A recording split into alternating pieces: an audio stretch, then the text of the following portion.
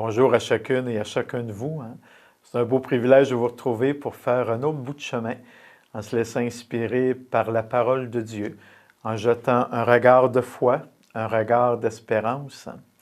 Aujourd'hui, je vous ramène à Jérusalem, dans le contexte de tout ce que l'on vit avec la guerre actuelle qui se vit, oui, entre la Palestine et Israël, mais aussi dans tout le Moyen-Orient actuellement.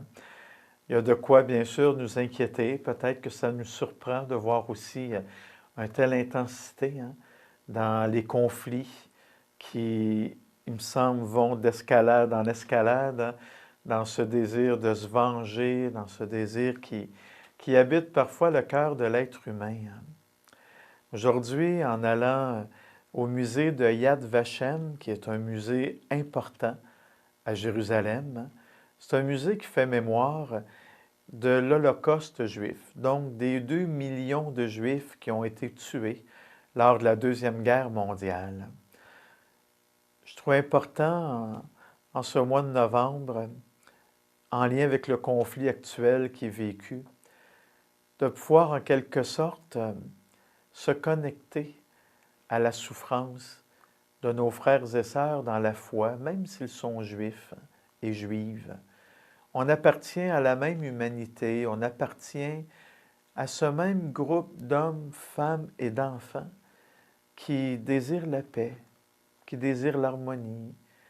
Puis en même temps, on voit bien que les conflits qui sont vécus, parfois, ça nous amène à des atrocités assez épouvantables. Puis on peut se demander, au cours des siècles, au cours de l'histoire, est-ce qu'on apprend de nos erreurs?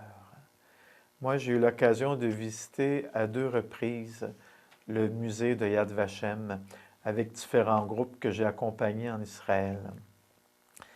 Et les 2 fois, ça a été des moments très percutants parce que ça prend, je dirais, un bon 3 heures, là, faire vraiment juste le tour de la salle principale du musée et de baigner dans l'atrocité, dans la laideur de l'être humain, un peu comme on en est témoin actuellement à travers ce conflit qui est vécu. Ça pèse lourd. Ça nous ramène à des moments de l'humanité qui sont loin d'être glorieux.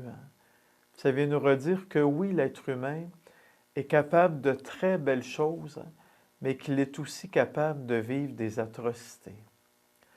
Garder foi en l'être humain, garder confiance en l'être humain, c'est ce grand défi auquel Dieu nous appelle. Et il nous accompagne. Il ne nous laisse pas tout seuls dans ce défi-là. C'est un défi à relever, pas nécessairement nous tout seuls comme individus, mais à relever ensemble, comme communauté de croyants et de croyantes. Je pense sincèrement que notre espérance, la prière qui est la nôtre, peut faire une réelle différence dans des conflits comme ceux qui se vivent entre la Palestine et Israël, mais maintenant avec le Liban, avec la Syrie, comme il se vit avec l'Ukraine et la Russie depuis près de 2 ans déjà, dans ce qui se vit à plein d'autres endroits également dans le monde actuellement. On a quelque chose que l'on peut amener comme croyants et croyantes qui peut faire un contrepoids à ces éléments d'atrocité humaine. Et ça, c'est notre regard de foi qui nous l'amène. Et ensemble, on va jeter un regard sur la parole de Dieu. Un regard qui nous amène assez loin dans l'histoire aujourd'hui, qui nous ramène au temps de l'Exode, où le peuple Israël était esclave en Égypte.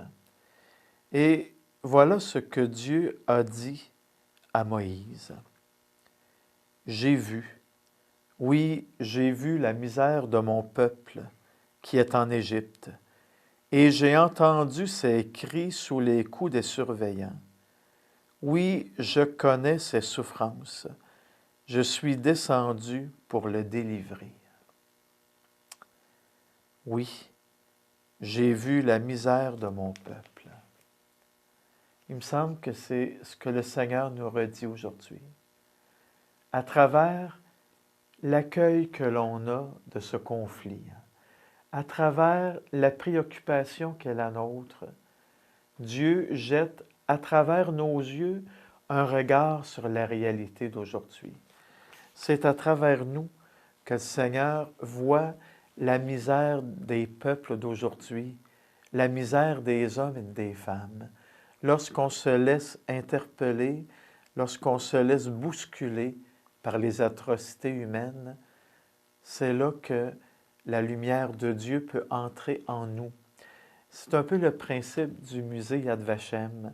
Quand on visite le musée, il y a cette très longue salle qui, comme je vous dis, prend un bon 2-3 heures à visiter facilement. Et quand on termine la visite, l'immense couloir se termine sur une terrasse. Comme si après 2-3 heures de contemplation de la noirceur, c'est la lumière au bout du tunnel. On arrive comme à reprendre notre souffle au bout de ce contact-là avec la misère. Et dans le musée Yad Vashem, il y a une salle qui est dédiée aux enfants qui sont morts. Et ce qui est particulier, c'est qu'il y a plein de reflets de miroirs qui reflètent une seule flamme. Il y a une seule chandelle d'allumée, mais qui a des reflets d'au-delà de 300 000 reflets qui nous rappellent les enfants qui sont décédés pendant l'Holocauste. Moi, je vais vous souhaiter qu'à travers cette période sombre de l'histoire que l'on vit actuellement, que cette lumière de la présence de Jésus puisse se refléter dans votre cœur, puisse se refléter à notre monde d'aujourd'hui, dans vos gestes de tendresse, dans vos gestes d'accueil, dans vos gestes d'humanité. Et qu'à travers votre regard sur l'homme, la femme d'aujourd'hui, vous puissiez percevoir la flamme de la lumière du Christ vivant, ressuscité. Qu'il renouvelle votre espérance, qu'il vous bénisse aujourd'hui, lui qui est Père, Fils et Esprit Saint. Amen.